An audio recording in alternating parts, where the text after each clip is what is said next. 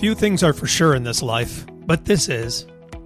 If we live for any substantial amount of time, we will encounter grief due to the loss of a loved one. Not something any of us ever want, and we all handle it differently.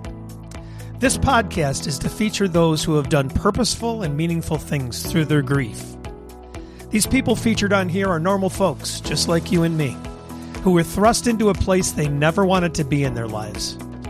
A painful place. As they move through their pain, they realize that something worthwhile, something for the greater good could come out of the unthinkable. I'm sure that none of them would ever consider themselves to be a hero, but when I searched the definition of the word hero, I found this: a person who is admired or idolized for courage, outstanding achievements, or noble qualities. And that fit. And so it's my privilege to bring you the remarkable stories of these heroes in grief. Hi, everyone. This is Tom, your host for the Heroes in Grief podcast, and the response has been incredible so far, and I want to thank you for that. It's getting out to people, and they're letting us know that it's helping them, and that is what it's all about. I want to make you aware of a way that you can support this podcast without having to spend 1 cent, and that is through affiliate marketing. I've set up affiliate marketing for online shopping. If you do online shopping, then I have links to all the major retailers, most of them anyways, and I can provide them for you so that when you buy online through those links, you'll help support the podcast through the percentages that we get. It doesn't cost you anything more. You just shop like you regularly would on the sites that you love. It's very easy. All you have to do is shop. And that's it. Just let me know the links to the places that you want to shop at, and I will provide the affiliate links so that you can do it. If you want more information on this, you can go to heroesingrief.com. It takes you to the Linktree page where a video explains it in a little more detail.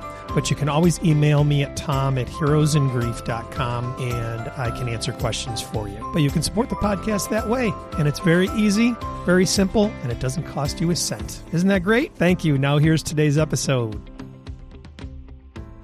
Hey folks, welcome to our discussion here, where it's myself and Mark Howell. And so Mark contacted me and wanted to talk about the things that are going on with him and his son Markus, who has passed away. So that's where the discussion starts as you're listening right now. Well, I went downstairs. It's kind of dark here today. And so I went down to get this, and she's trying to change a light bulb in a lamp that had burned out, which it's one that's entertaining. So I finally get it out, and I put the new one in. There's a big old spark comes out of it. That's normal at our house. Like you said, Markus messing with you. Well, it's a three-way light, and sometimes it'll one of them will go out and it'll come back on, and it'll last a month or two. And then they'll all go out, and then it'll come back. And today was the ultimate on that one because I put the new bulb in, and as soon as I turned it on, boom! Reminds me of Christmas Story. Well, it's our life around here. It's just, there's times where it's like, good God, dude. Well, Donna even talks to him when she and I have been married 14 years now. And we knew each other in high school, went our separate ways. And after Markus, everything in my world crashed. And I ended up in Anchorage, Alaska. I actually went to Anchorage just to die. Nice place just to die and look good. And I couldn't manage to get into anything that killed me. So she found me on Facebook through a series of cool stuff. But after I got here, some of the strange stuff that was going on, we bought this house, and she wanted a light switch that lit up. And so I switched it out, and then she was telling me that she'd go in and it'd be off. And I'd go in and it'd be on. And we played with this for a few months.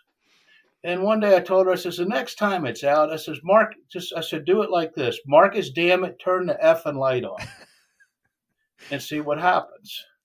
And, she and I were both in a state of like, what the crap. And one morning she woke up and she says, well, I was talking to your boy last night. And I said, really? She says, yeah, I sat down and the light went out. And I said, well, what'd you do? She said, well, I'm nicer than you. She said, I asked him kindly if he turned it back on, and it came back on. Oh, my gosh. That is awesome. Tell me about Markus, the story with Markus, and then what's been going on, because I'm very anxious to hear from what you sent me about everything that's happening, because it seems like he's very active in your life at this point, even though he's not on this earth anymore. So why don't you tell me all about it? The thing I sent you, it was strange relation with him from conception, because his sister, that was older than him, throughout the entire 9 months, she was very active. I could play with her. It drove her mom nuts. One night I came home from work and there was a note on the door. This is for the sister. There was a note on the door. I finally got her to sleep. Your food's in the oven. Be quiet. Do not touch me, right? So I slept on the couch that night for that one. So that's what we went through with the first kid. And then he came along and he didn't move for 9 months. I mean, he did not move, which was kind of spooky because, it's like there should be something here. Yeah, sure. And there was times where in between the regular visits, I got concerned, scheduled an appointment. We go down. His heart's beating. Doctor's like, yeah, what do we do there? It's working. Yeah, and that's good for them, right? Okay. So, finally on when his birth, we were doing the Lamaze thing. And when they broke the bag, or ever how it broke, whatever the water broke, it was as nasty as stinking smell I've ever smelled. Ugh. I mean, it was, and I'm like, what the, and I'd seen the first one, it came out kind of clear. Well, this came out just all cloudy and nasty looking. And I just like, what's going on here? And they said, it's fecal matter. Well, what's that? Well, it's shit. Oh, crap. Okay. Crap is right.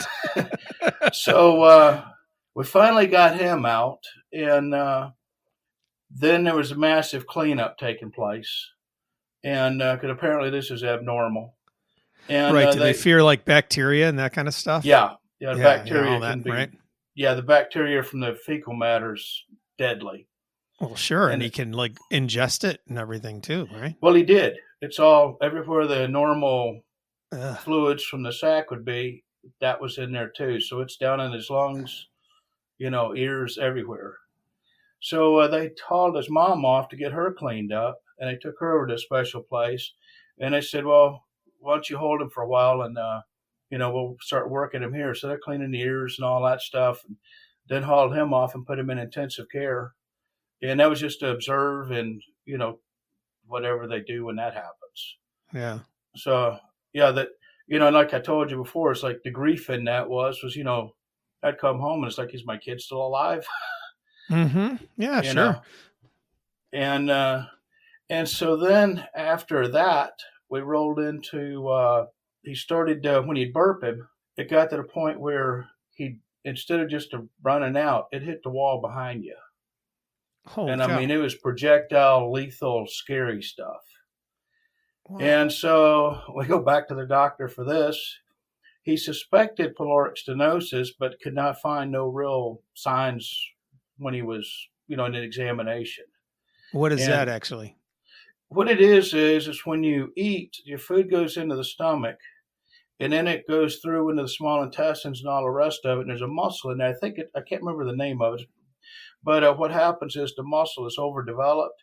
So as the kids get up, as he's aging, the hole is growing smaller, constricting the food going through. So then the milk sits on the stomach, and it basically sours, rots, or whatever, to the point where the stomach will eject it because it's no good anymore.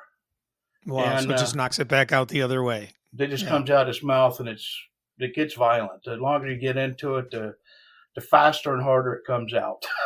And so it's supposed to be hereditary and some things like that. We did a check on it's supposed to be hereditary from the mother's side of the family.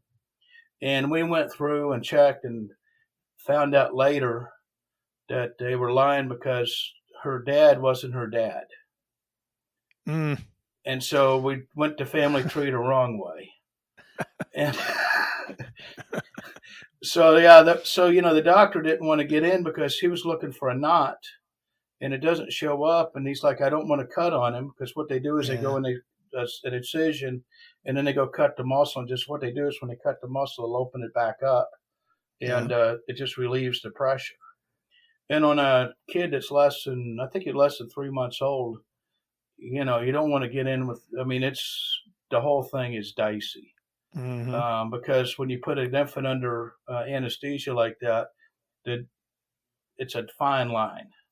Anesthesia is a fine line between life and death anyway, but it's even finer when you weigh, I forget what he weighed. He was a regular sized kid, 7 or 8 pounds, whatever. Yeah, but they'll avoid that at all costs for sure. Yeah. So anyway, that got that going, and then it was just an ongoing thing with him. We went from that to a plug eustachian tube, and when that happens, it's a severe earache. So we had tubes in the ears, and it was just a ongoing.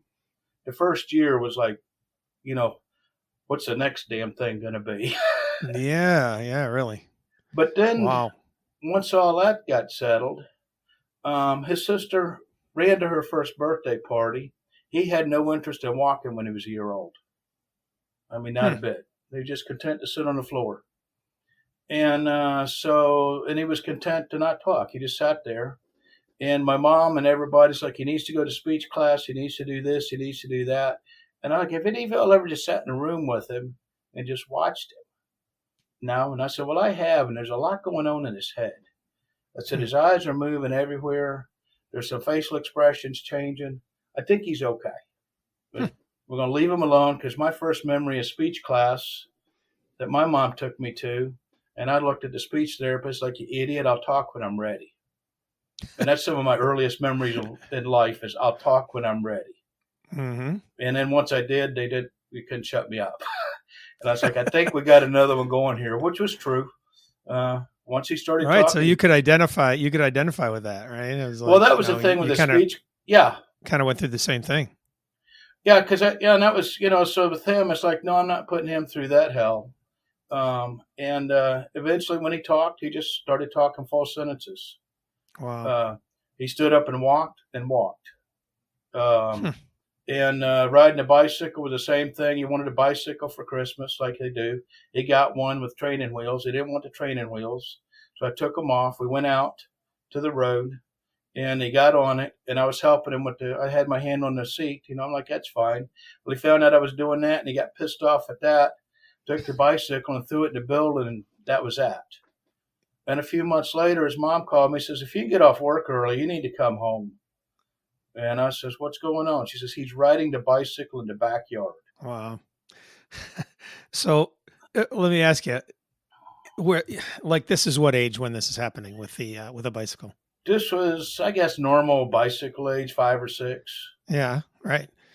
Until that time, was there any fears of any developmental things or anything like that? Did you have anything looked into, or was there any problems? I was comfortable with him. The others weren't. And, I was like, I think he's okay. He's just marching to his own little drum. And, I think we ought to just leave him alone because he's highly intelligent. His sister, when she was bad, a spanking meant nothing to her. And we learned with her that ultimate punishment was I'd draw a circle on a wall, and she'd have to put her nose in it and stay there 5 minutes. I had an X on my wall. I had to put my nose on. Well, you'd have thought I'd have beat the living crap. You thought I was beating the living crap out of her. And with him, I was like, well, that worked so well for her. We'll do that with him. And so the first on the circle thing, Markus, you're 5 minutes up. Okay, Dad.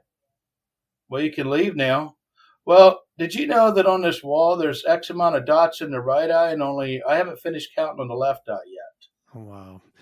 So he's showing exceptional things from the weird bat, right off the bat. Just weird. And so, that was life with him, and I let him explore. He asked me one night, he said, Dad, is it true if you put an egg in a microwave, it'll blow up? And I said, well, your mom's gone. She'll be home at 8 o'clock. Come in the kitchen. And I put him up on a stool, and I says, open the door to the microwave. I says, you see how it looks in there right now? And he said, yeah. And I said, that's the way it'll look when your mom gets home. And then we'll try the egg. So let's try the egg. It's your choice. and it blew, and he gave me the evening off because he cleaned egg out of the microwave. I hate cleaning microwaves. I made Judy buy one of those covers for all the dishes so that I didn't have to clean it so much. She didn't know how many times I cleaned it. She goes, "You never clean it." I go, "Yes, I do." How's that I just make a lot of you? messes. The cover's great. It works great. It's been working great. So a lot less work. Cool. So onward with Markus. Well, that was that was life with him growing up, and when I started the business, it was there was some screwy things going on, and one night me and his mom were talking about some stuff, in the next move and he said, "Dad, basically what I was doing was I was inheriting another business. I was going to manage it, but they wouldn't agree to my terms." Okay. And he says, "Dad," and we were discussing what to do. And he says, "Well, Dad, just don't go to work and hide the car." This is a 5-year-old kid. And I turned around and I says, "Well, what's that going to do?" He said, "If you're away from them for 3 days, they'll realize what you're doing, and they'll have to agree to your terms." Oh, my gosh. And I went, "That's interesting. We'll give that a try." You did. And it worked. Yeah. Wow. Didn't answer the phone. This is before caller ID and all that stuff. So didn't answer the phone or anything. I didn't go out to the airport. Just stayed home. And I got a knock on the door one night from one of the guys. And he says, "Hey, we've been thinking about what you want, and it's acceptable. You ready to sign on? Let's go. Let's go." Well, the first thing I would have thought was that you passed away or something. Just disappearing. Yeah. Well, and I mean, I'm like, how did you figure that out? You always go to work. And so, it was like, there was games like that with him, through his entire time. And, and then when, and on the accident, the thing with that was that we had, at the time we lived on a private airstrip, had the toys and stuff, but he never would play with the 3-wheeler or the motorcycles like regular kids would. He was very conservative. And I asked him one day, I says, "Markus, he's about 14 or so." I said, "You see how the other kids do." I said, "How come you're so gentle and easy?" And he says, "Dad," he said, "I heard you one morning when you got up." He said, "You couldn't make it to the bathroom. Mom had to bring you a cup to pee in." And he says, "And I know that came from you screwing your body up from motorcycle accidents and stuff." He says, "And I'm not going to do that." He says, "I'm keeping my body nice and in shape. So when I'm your age, I'm not in pain." How observant. And I went, "All right, well, that makes sense." Yeah, sure. And so then, he wanted to get the car he wanted. He spotted this 240Z. I forget the year model. I think it was 74 or so, 240Z. And he was about 15 or so when he found it and fell in love with it. And the guy had set it up for Sports Car Club of America racing. It's street legal, but set up for racing. And so I financed it for him. And the deal was he had to have it paid for before he could drive it. And he had a job working for me as, I owned a company. So naturally got a job. He was privileged. He got a job with no interview. Yeah. And so I was like, save your money and you get the car. And it's $1,500. So, when that's paid off, you can drive. And I was counseled about letting a kid have a car like that as a beginner car. And it's like, yeah, but I had a Mazda RX-7 and he did all his driving in that. And, he was to the point where he could do a 4-wheel drift. He could get into and out of a slide. He could even pull a handbrake and do a 180 and, on grass. And so it's like a loaded gun's okay if you know how to use it. Yeah. So I felt comfortable. It's like he's got a loaded gun, but he knows how to use it. And he didn't get his car when he was 16 because he had some payments left. And so it sat. And then once he got that taken care of, then he had the keys to the car. Well, I found another set after he left. Of course. So, yeah, typical boy. But anyway, on that particular night, the and my guilt, part of the guilt at the beginning was he was on the schedule to work that day and it was raining. And he called his sister and asked her to cover for him.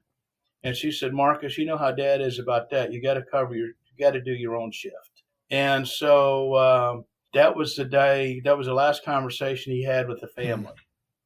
And he hung up the phone kind of pissed, I guess, and came to work. Well, there's two routes to work.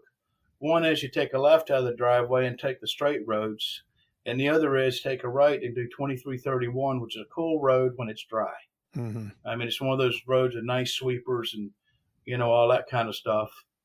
And but the local legend is, and lore is, stay off it when it's raining. Yeah. It's haunted. Mm. And that's the road he chose.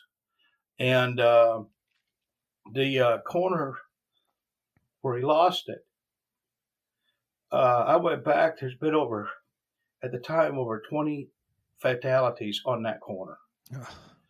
And what it is in Texas, they have barbed wire fences that run for miles. And they have these poles in the ground. They're like this. They're about, 4 inches in diameter with a thing welded across. And the corner that he lost it on, he went around once or twice and hit it backwards.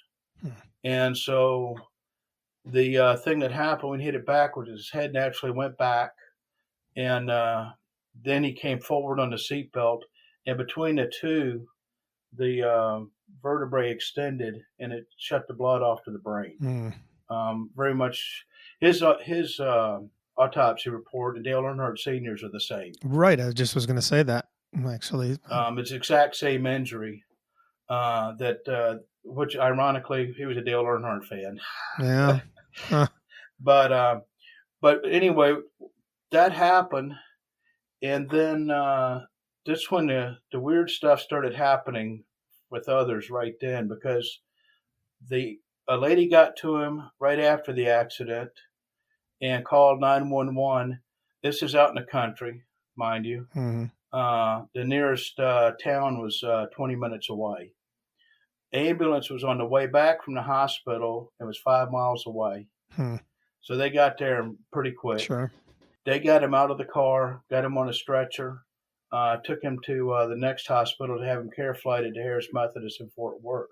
I later talked to the ambulance, the paramedic that worked him, because he said there were some things that happened there that was really weird, and he wanted to talk to me about it. And what had happened was they got him out, got him on the stretcher.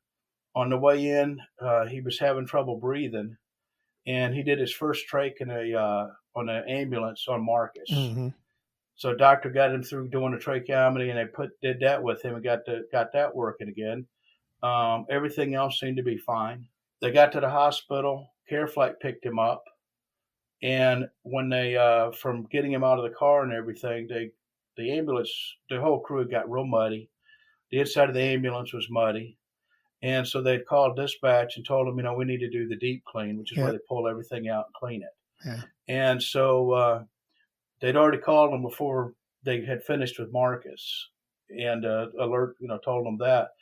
Well, he said when they got back to the ambulance and opened it up, it was clean. Oh, my gosh. And they were cleaned. Now, you don't know this, but I worked ambulance for 15 years. Okay. And that doesn't happen. Never happened for me, that's for sure.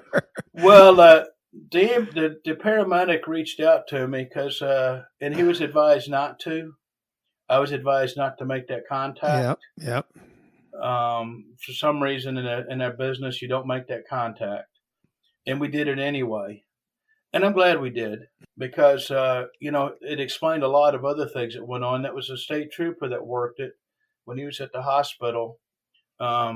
He just told me, he said, there's some strange things happen out there. I'm not doing this anymore. That was his last day on the job. Really? Yeah. But he didn't share anything with you, no? No. He just said it was weird. I can't do that. He said, I can't do this anymore. Wow. And so that was all going on there at the scene. The phone call I got was at a place where it was my hideout for relieving stress. It was at my buddy Gary's place. He had a machine shop, and his mother was with me. First time his mom had ever been there, And I told her before, I said, the beauty of Gary's place is that y'all can't, this is where I go when I absolutely can't take the stress anymore. Mm-hmm. Because his cell phone doesn't work. And so we were in there messing with Gary. We come out, get in the truck, and the phone rings. And she gave me that look, because it wasn't a happy marriage. And she gave me that look, and I answered it, and she's starting to boil, and it's, I pick it up, and it's, this is so-and-so from Harris Methodist, Fort Worth. Your son's been in a serious accident. You need to get here. And so the ride to the hospital was between that and what do you do at Gary's for real? Yeah. Right. Are you at Gary's? Yeah. So that wasn't real happy. But then we get to the hospital, and it was weird. He was laying on the table, and I walk in, and he's laying there. He looked normal. It just looked like he was sleeping. There were no outside injuries whatsoever. Wow. And so that was kind of weird. And then started working with a neurosurgeon that night. It was about 4 p.m.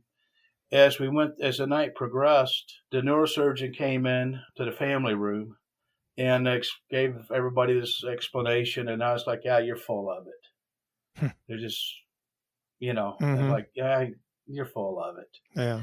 And so I followed him out, and I said, listen, I said, is there a room and you can go in and just close the door? He said, yeah. And I said, tell me what's really going on. He said, I have no idea, to be honest with you. And I says, well, what do you mean? He said, there's absolutely no brain activity at all. There's nothing. He says, but we've got organs that are working. He said, the respirator was necessary. We found out later that he had, when he hit going forward, the seatbelt had broke some ribs and punctured a lung. Mm-hmm. I'm not sure if just one or both were punctured, but one lung was punctured. We found out later. So that would make breathing hard. Mm-hmm. But everything else was working for the most part. Every now and again, the heart would slow down and stop, and they could just do a little bit of adrenaline. It would pick up and go again. But the thing that was confusing the neurosurgeon was there's nothing from the brain telling any of this stuff to work. Right. It's not supposed to be happening. Now, there should be some activity for the involuntary functions. Yeah. And so, we rolled the night on, and every now and again, things would slow down. And whenever they do that, they take him back in for another brain scan. And there was never anything. And so this rolled on from like 3 p.m. to 3:30 and 3 o'clock in the morning. And me and a neurosurgeon had another talk. I'm like, dude, I said, how long will this last? He said, I don't know. And I said, if we keep going and he does come out of it in some sort of state, can you give me a brain and a right hand? Yeah. And he said, what do you mean? I says, that boy would be very content if he had those two things working. And he says, why is that? And I says, he can do a mouse and a keyboard, and his eyes and his brain can work. I says, that suited him just fine to lay there and play on a computer. And because he was programming when he was 11. Wow. And where he learned that, God only knows. Well, we do now. I do now. Yeah. Because since then, the stuff that didn't make sense caused a lot of problems because my family was evangelical Christians. They've been missionaries. That's the group I grew up in. And so all of the stuff that wasn't making sense to them was just something God was doing. Mm-hmm. And, there was even comments because I didn't live a life that they approved of. I didn't think it was a bad life, but, I didn't go to church and that sort of thing. Yep. It was known I went to bars and drank whiskey and smoked and all that stuff. And, so the counseling I got was that, this was God punishing me for my sins. You're making me angry right now. We could talk a lot. I was a pastor for 15 years. Okay. And so we could talk a lot. Let's just put it that way. But I was very, the thing that caused, for me, looking back in retrospect, the thing that caused me the most grief and the most guilt and the most heartache was a lack of understanding of what was really going on. Mm-hmm. Because since I found that University of Virginia for over 50 years has been studying reincarnation. Yep. They have found that it is a real deal. It happens. Yep.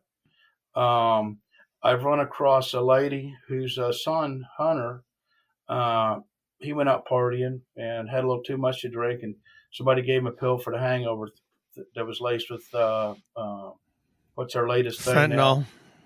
Yeah, laced with fentanyl. Yep. And after he died, she wanted proof. She wanted proof more than a bird. She said, I want one of them damn cardinals Yeah. or some of this other crap you people like. I wanted some good firm proof that he's okay and everything's fine. And then one day she realized she'd been looking at it for I think 9 months, because prior to Hunter's passing, him and his brother went out, and his youngest brother wanted a tattoo before mom had a rule, no tattoos till a certain 18 you're old enough. And they bogarted around, and the younger brother got a tattoo, which was a cross. It's a cross with a little fancy cross, and then the guy that died picked the Bible verse, which is Romans 8:18. And I can't remember what it says right now, but all things will be okay, blah, blah, blah. Hunter died on 8:18. Wow. And I suspected before that Marcus knew he was going, because the week before he had told me, he says, Dad, in order for things to make sense, you really need to watch The Matrix and understand it. And he said, I know that's not your thing, but you really, and it took me, I didn't watch it till a year ago. Well, after the Rose showed up, I finally was I watched part of it and it's like, no, that is not my thing. And one night I forced myself to sit down and watch it and pay attention. And then I went, holy smokes. That explains a lot about what's going on now. Yeah, let me hold you for a moment, because I want to bring people up to speed here. You and I both know exactly what we're talking about, but they have no clue. But well, where do I want to go with this? I don't know. Anyways,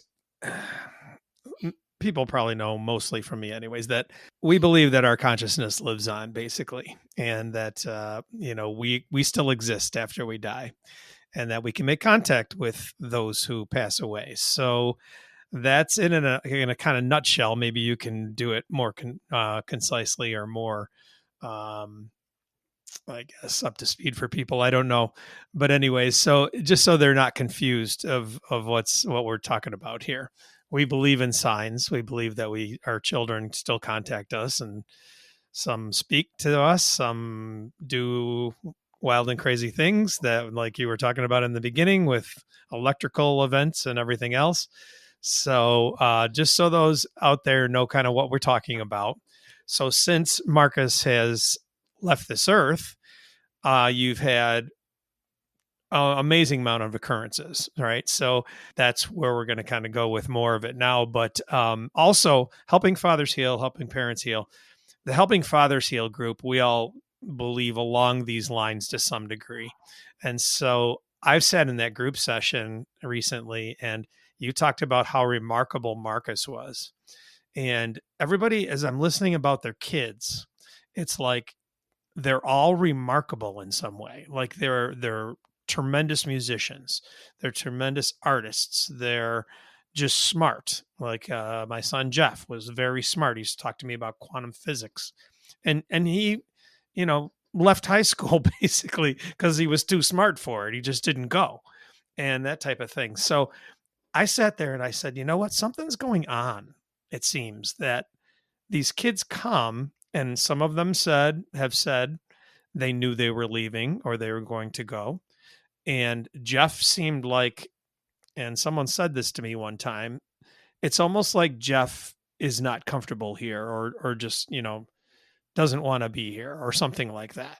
And the type of things that I think you believe and I believe is that we're part of this collective consciousness and we exist outside of ourselves here on this earth. There's a higher self, you're a spirit self. And it's almost like these kids understand that and know that, or they have some sense of that. And then you see all these evidences of that afterwards, like the type of thing you're talking about. So is there anything you want to add or dispute with that or anything else about all that?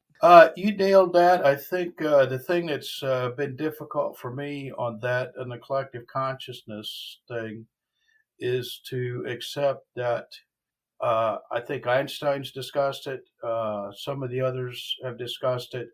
That you get into the quantum physics and there may be other worlds and times and all of this Right. stuff. Yeah. And we're just kind of, in a way, depends on the teaching and the belief, but in a way, us and the human flesh are just play toys for somebody. Yeah. It's I say it's Earth School. Yeah. Yeah. So we come in these meat suits. Yeah. But different religions and beliefs, there are some that have that the soul comes into the human existence. There's a set time to learn something. If you get it, then you get to go to a higher level and higher levels of consciousness. Yeah. If you pass through this life and you didn't get it, then you go back and come back and try it again. Yeah, you can do it again. So yeah, there's many variations on a lot of this. So, but yeah, I'm just trying to, and I'm still trying to grasp a lot of it too. But it's very interesting. Some of that stuff you talked about, the past life regressions, and Michael Newton from that Virginia studies, that Virginia school or organization, where he hypnotized people and then they went into the spirit world, like in between lives, and they could go back and what was happening in between. And they talked about being in soul groups with people, they're the same people maybe they went through several times in life with, and there were different variations of them. Like one time it might have been their son, it might have been their wife. And so, because there's not really genders and that type of thing in the soul aspect, but yeah, so but there's a lot to it. Anyways, I don't want to get too deep into that because it even confuses me, and I enjoy it. But why don't you talk about what's been going on with Markus? Well, from the accident and the past 23 years, there's been a lot of things going on, and I know that he's reaching out. I can see it, but there's never been anything really concrete. It's kind of circumstantial. Yeah, you don't want that cardinal thing either. You want the burning bush, right? Well, not really for me. I kind of accepted it, where I'd reached a point where I'd accepted what happened. Don and I, like I said, we were apart 30 years. Her husband had a fatal heart attack and just dropped dead beside her and her daughter watching a motorcycle race one night. And and she and I knew each other in high school. And it was almost like when we came together, I had made the business I built. The reason I did it was I wanted to, we won't get into all of that, but I determined at 17, I was going to take a career path change from being a missionary pilot. It had asked some questions, had some theological issues with that program. Mm-hmm. And so I decided rather than do that, I'd become a millionaire in general aviation without a college degree. So that was about in the early 80s, I guess. Yeah. Long story short, it's got a bunch of twists and turns that are wild. In 1997, 98, I hit the mark. I lived on a private airstrip. I had my own little toy airplane. I had 25 employees. Was selling new airplanes. Cessna had started building new small airplanes at that time. Around the 96 they started. We got into that game. We were always top 5 in the nation for sales. And so I did it. Good for you. And, I did it, and there was parts of it that were very difficult, and then there was parts that were very easy. And when I hit the roll on selling airplanes, I mean, we were just one right after the other. 1 week I delivered 6 airplanes in 5 days. Amazing. A commission check for that, I think, was $100 to $150,000 for the commission check for 1 week. And that's not done in aviation. And then, so I knew that there was the magic there of how that works.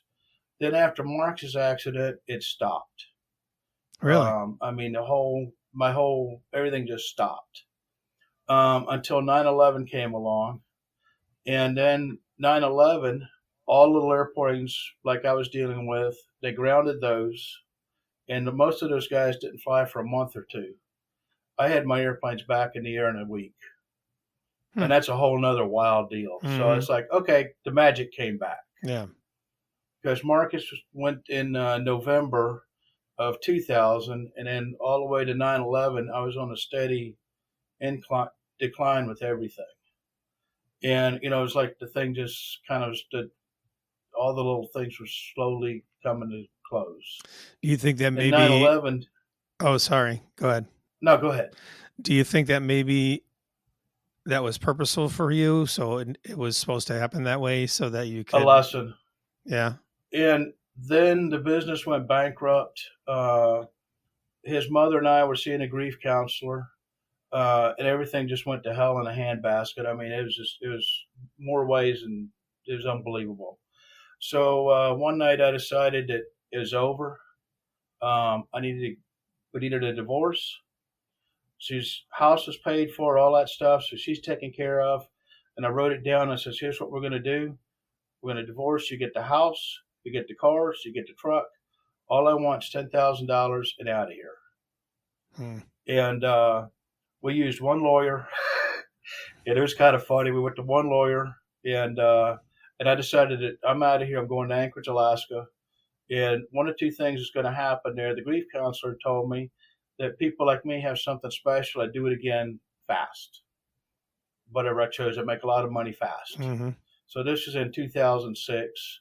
Anyhow, I ended up in Anchorage in a little 500 square foot. There's a garage converted to apartment with 2 dogs, and I couldn't get things to happen again. And then I went on a study then of how did a guy that could barely get through high school do what I did? Yeah. How did that even take place? And how can I do it again? And that's taken me into the knowledge with Marcus, and the whole thing has been, it took me back to the beginning, and I've had to relearn, and now I know how I did that. Because this whole collective consciousness thing, and I'm sure you've heard law of attraction, all that. Every day we're all working with the universe. Our thoughts, feelings, and emotions will bring us things and opportunities. Yep. And depending on where you're at emotionally, you're sending a signal out. And what you send out comes back. Positive or negative vibrations. Yep. Right. And the thing on some of the teachers, they have a guidance, a emotional guidance system. The grief and guilt are at the bottom, and they vibrate at a certain frequency. So if you're down there, that's what you're going to get back. Yep. And I got 23 years I could show you one right after the other. Boop, boop, boop. Yeah, that worked. And the higher you can come up on the emotional scale to where you're in pure ecstasy, then you're sending out good vibrations and you're getting that back. Yep. And Don and I, since we got back together, when she found me in Anchorage through a sequence that's a whole nother hour of funny stuff.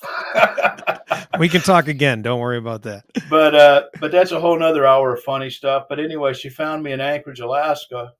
And, she was like, what are you doing up there? And in the first phone call, a good friend of mine was there when she called, or when we talked, and I hung up the phone. He says, you're going back to North Carolina, dude.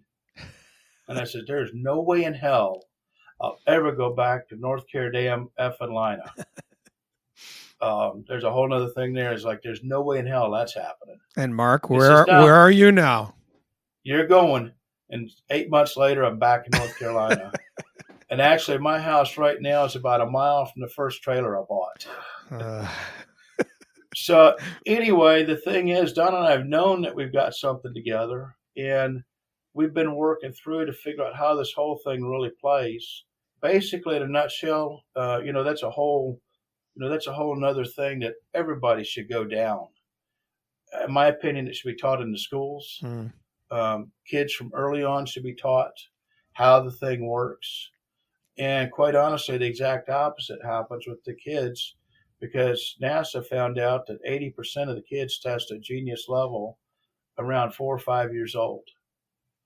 After they've been in the system for a while, only a small percentage test at genius level, and it keeps dropping after that. Yeah, dumbed down. We've all been dumbed down. Yeah. We've all been dumbed down to levels that's just unbelievable.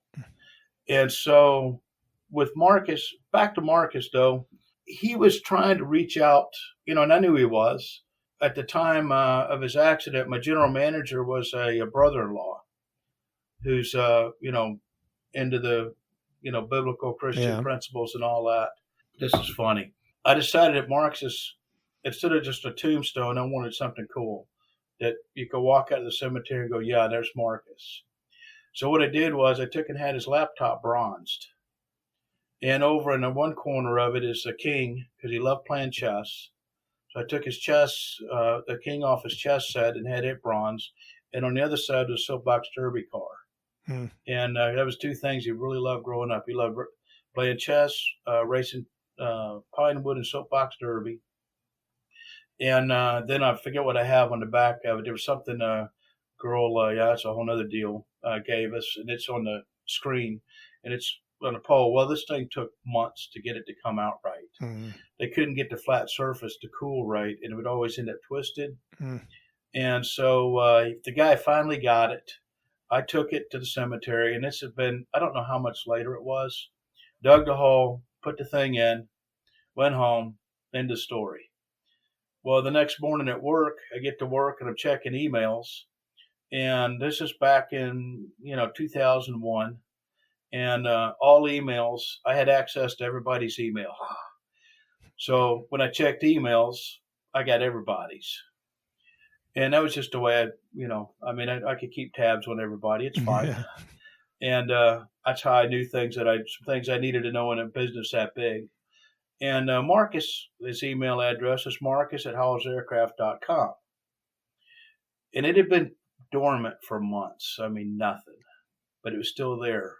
Well, the next day after the laptop, stuff starts rolling in on his. And it's going just line after line. And I opened one of them, and there was a picture of a naked lady with a link to a porn site. I got over 70 emails like that. Well, Brian's, my general manager, brother-in-law, sitting over there. Brian, you got to come see this. And he came in. I said, watch this. I said, look at this stuff rolling in. What is it? I said, check it out. He went, how did that happen on Markus's account? I said, I put the damn laptop at the cemetery last night. I said, he's got internet access now. He's messing with you. And Brian's like, do what? And I says, Brian, you've been seeing some of the crap. I said, this is just another layer. Well, once again, condemned to hell, got to get my life right with God. Nobody can accept or understand any of this. And I'm like, the little shit's screwing with me again. He's just taking it to another level. And this has continued. And then the latest thing was I developed a tow bar.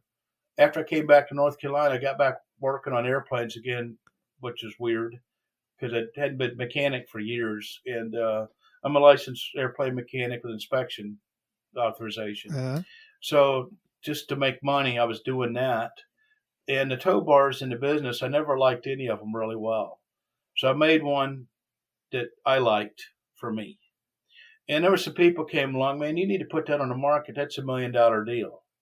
And I finally did, but I was having trouble finding people to weld it, which was weird in North Carolina. I could not find, and it was selling to a degree, but there was that frustration. And finally, one day I was like, I'm done with this. But I want my design to stay alive. I don't care if I make another dime off it. I just want to see the thing out there alive. Yep. So I went hunting, and through this guy and that guy and another guy, I found a guy in Georgia that welds. Corey and I talked on the phone. I sent him some pictures. I didn't have a drawing. I can't draw things. I just make it, and I sent him pictures with measurements and stuff. He started making them. I gave him the contact to the vendors, and I've never seen one of his tow bars, but I assume everything's going well because I wasn't getting any complaints. I was getting paid and sending him the money. We sent a raise where he's getting the money. And so that went along for a while pretty well. And then one day we were in Lincolnton, North Carolina at our stepdaughter's house. And there's some family things there. And Donna and I left that, was coming back home. And I said, Donna, I says, I've developed a real hate for airplanes, airports, and all things to do with aviation. And I said, that was my passion. That was me. Excuse me. So anyway, we stopped by Lincoln Airport. I said, I want to go to Lincoln Airport and cleanse and get my shit together. Well, we pulled in and we walked through, and it's a beautiful airport. And she sat on the bench outside the main office, and I went walking down to the hangar, to the maintenance hangar. And I walk in, and they got all the cool airplanes I love in there.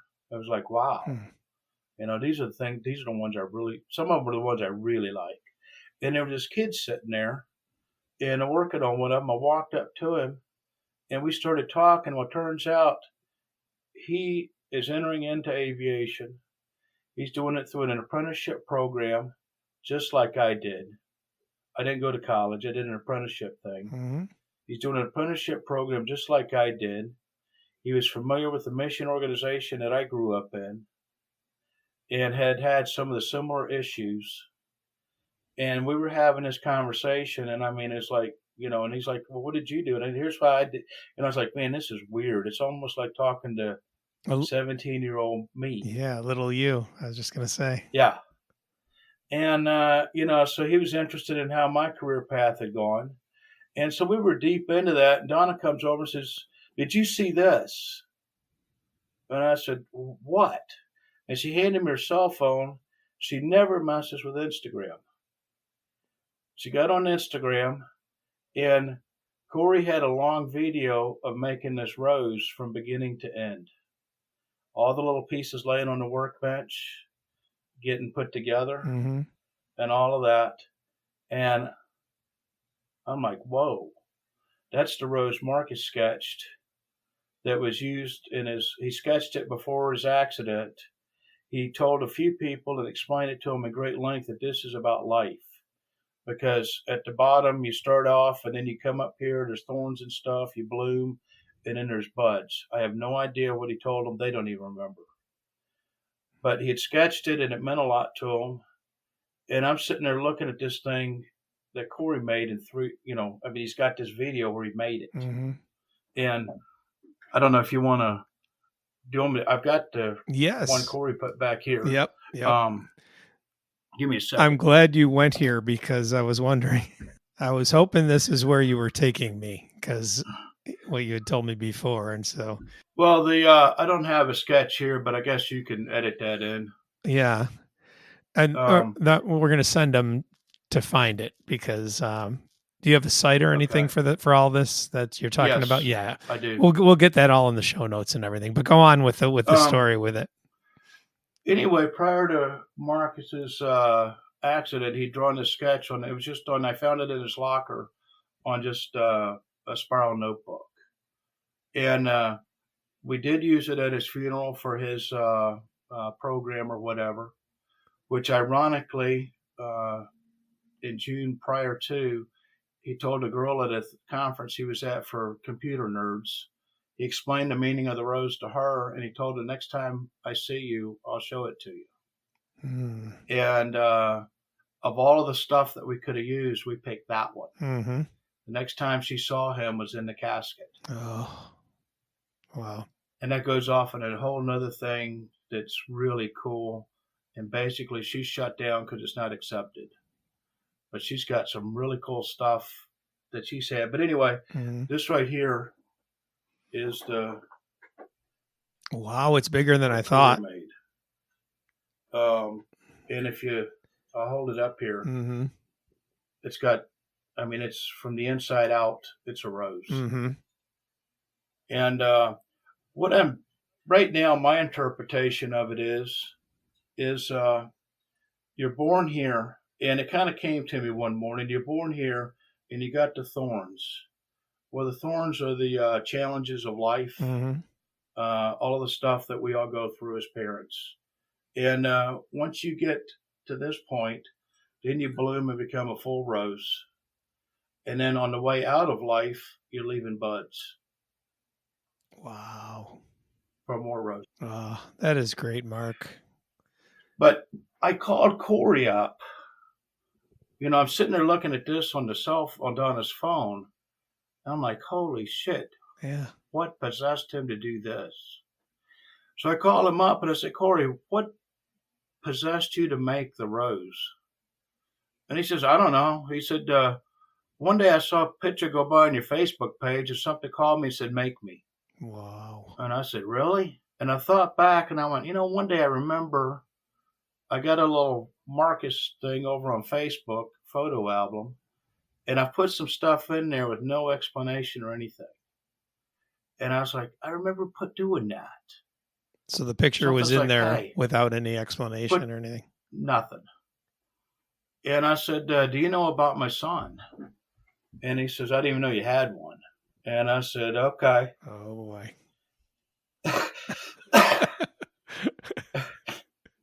Alrighty. Oh, boy. Wow. Alrighty. Well, here's the deal. And Corey's like, are you shitting me? Yeah. And I went, well, Corey, where did you get the inspiration from? And he says, I have no idea. He says, I do that all the time. Or not all the time, but he said, occasionally I'll see something or something will come along and it's like, make me. And he says, so I just make it. And he understood the thorns and the buds and everything from the picture? Not at this point. No. No, but I mean, he saw that in the picture, right? Oh yeah, he saw it and he made it. It's if you look at the drawing, yeah, this right here is as close to the sketch as you can. Oh, absolutely. Get. Yeah, I've seen it. Yeah. So, you know, Corey and I were sitting there at this point in their life. You know, it's like, how did this tie together? And I did some research, you know, and found out, you know, energy and, you know, and I mean, the more you dive in to the collective consciousness and the way things are connected. Mm-hmm. Before Markus left, he explained string theory to me. I think the week before that we had a long discussion about string theory. And I still remember sitting there going, what the hell? Mm-hmm. Now, quick for the people, explain that a little bit. Basically, from a very layman's term in string theory, is everything is connected. Mm-hmm. All the cells, everything, all the cells are connected, and there's you can't see it, but it's there. It's a string that connects it. Me and you right now, there's a connection like that that's going out there, and everybody in the whole universe, everything in the universe, from to the planets you can't even see. Mm-hmm. And then it gets deep into stuff I don't understand. Mm-hmm. But in that, and that goes into pure energy that we were talking about and how it works. And you can use it to your advantage and get exactly what you want. Mm-hmm.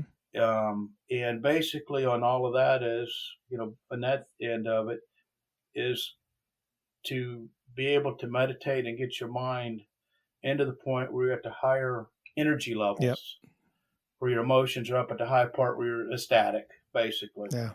And once you're in that zone, then you can connect and the cool stuff happens. Yep. And you're more receptive to it because you're on that level, right? Because you were talking about the levels before. And that's why a lot of people, they're searching for signs right away. And it's hard for those who have passed or whoever else in that collective consciousness, the spirit guides, the spirits themselves, whoever's contacting you, it's hard for them to get through to that because you're at a lower level. And then as you raise your level, you kind of break away the veil a little bit to opportunities with all that stuff. Right? Mm-hmm. Yeah. Yeah. And the thing of it is that since the rose has shown up and the path I've gone down with it, I've seen more than enough evidence that there are people out there that do not want us to be able to understand that it's a simple concept. It's simple to work because once you get past the lower levels where the grief and guilt and all that are, the more you come up on your emotional scale, the vibration, the frequency that you're at get higher, then that's when you can connect and make the really cool stuff happen. Yeah. Till then, somebody else has control over what me and you are able to see. Right. Because we've been taught to follow and do as they say and reach out to somebody else for the answers. And the really good teachers are say, hey, here's what you have to do, and you can do it without any help. You should do it with no help. Mm-hmm. Don and I have been finding some stuff, and it's interesting because the ones who are like that, what they'll tell you is that we want you to not need us and to not go through this routine in the mornings. You do it on your own. Mm-hmm. And quite honestly, in retrospect, looking back, when I was building the business, I'm an adrenaline junkie. Yeah. And it's always been confusing to me because I go do things that I know done wrong will kill me. And as, you know, a responsible dad with 2 kids, it's like, that's really dumb. But in retrospect, when I take a motorcycle and pull a wheelie and go as hard as long as I can, or aerobatics in an airplane or some other stuff that's normally considered stupid, what I've done in that point is, without even realizing it, what I was doing was I was taking myself to that higher energy level. Because when you get in that, when you're doing stuff like that, you have to be focused on one thing and do it well or you die. And that is mindfulness. That's mindfulness. Yes. And what's taken me some real work to do is in the mornings, I wake up at weird times, sometime between noon and 4. Somewhere in that time frame, I'll wake up.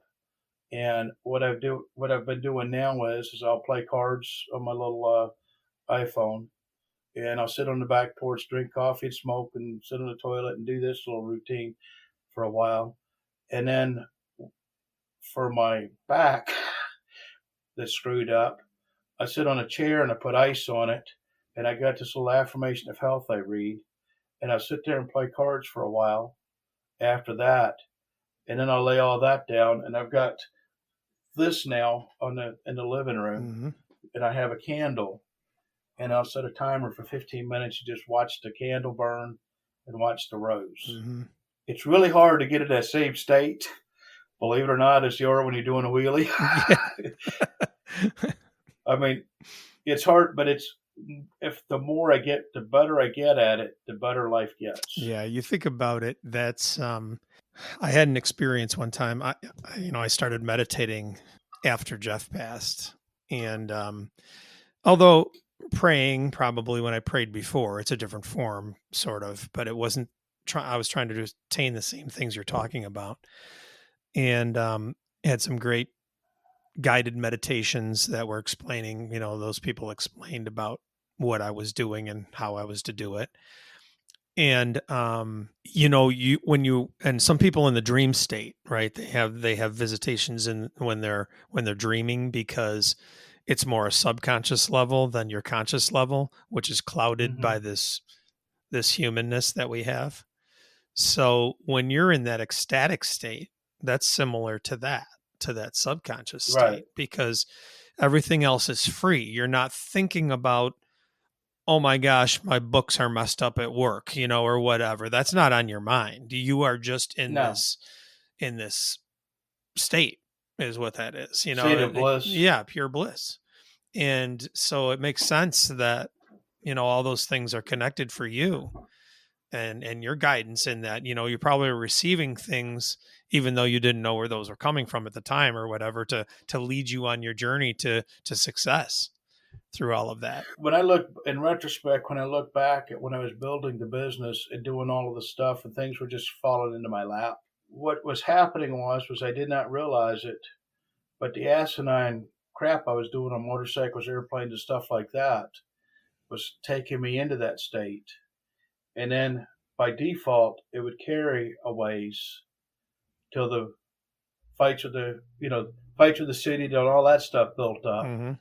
And what I've learned now is that stuff there, to ignore it deliberately leave it alone so it doesn't control my emotional state.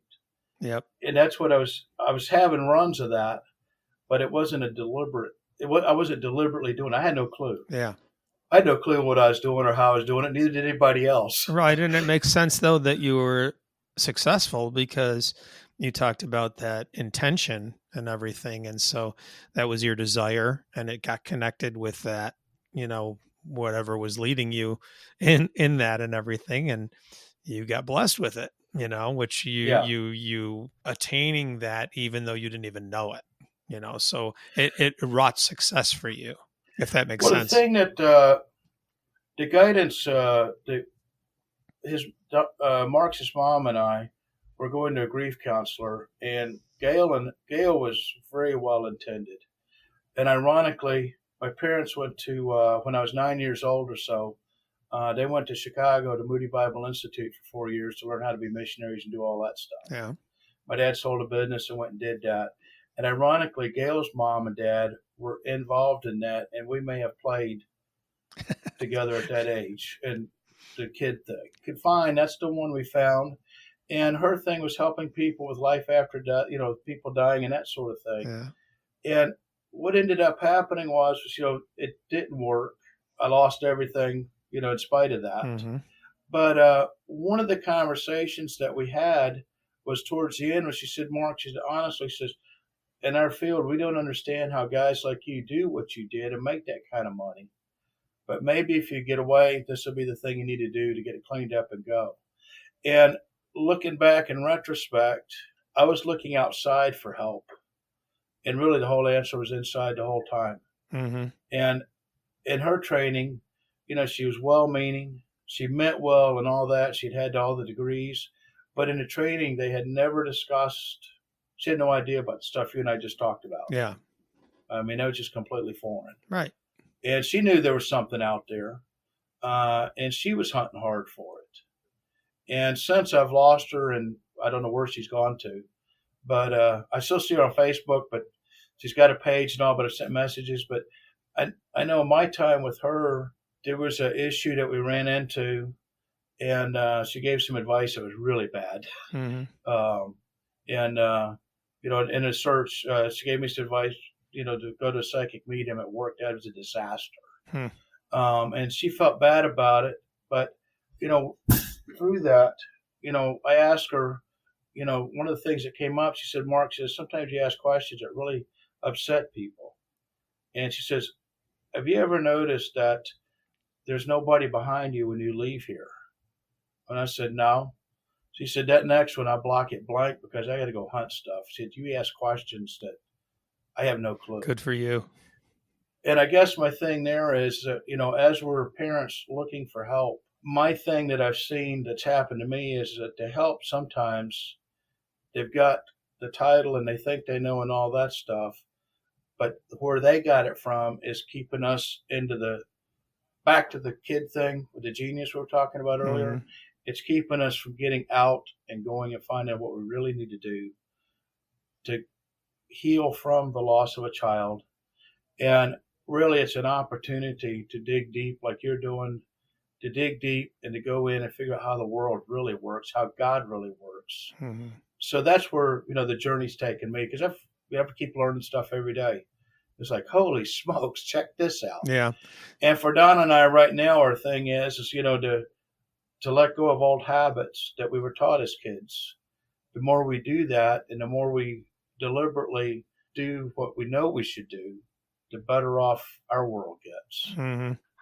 Yeah, I like to tell people, it's come up a few times, but if the counselor's or someone you're talking to, therapist, counselor, or whatever, if it's not working for you, then change, because not everybody's got it, to be able to help you with this kind of stuff, with whatever in your grief, whatever grief situation you might be in. It's okay to change counselors. So or a therapist or whatever, just do it, because you can find the right people out there to connect with you and to connect with and help, and get genuine help instead of, whatever. Because same thing happened to me. I was with a counselor and I'm sitting there and I'm like, he's not getting to the depth of anything in me. You know, it was.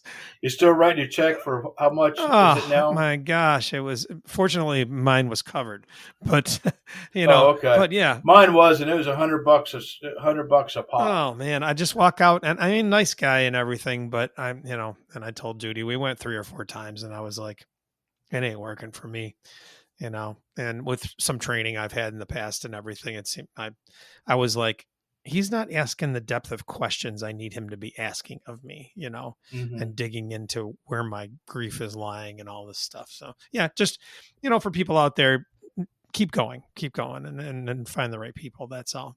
Mark, we got to wrap this one up. We will talk again for sure. All right. Yeah. I could keep going too.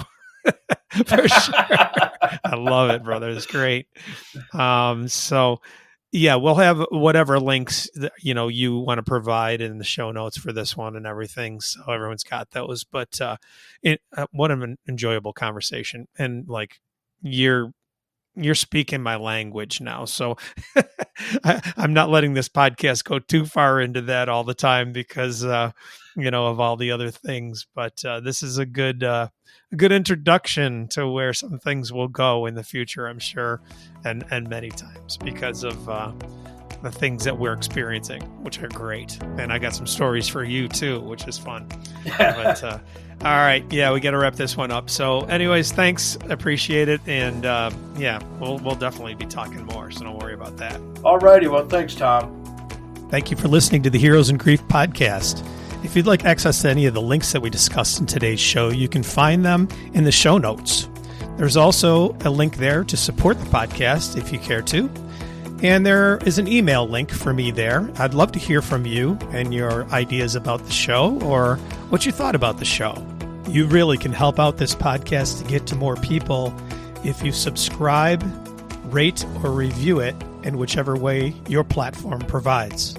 Each week, Heroes in Grief is released on Sunday, so look for new episodes there. Thank you again for listening to Heroes in Grief.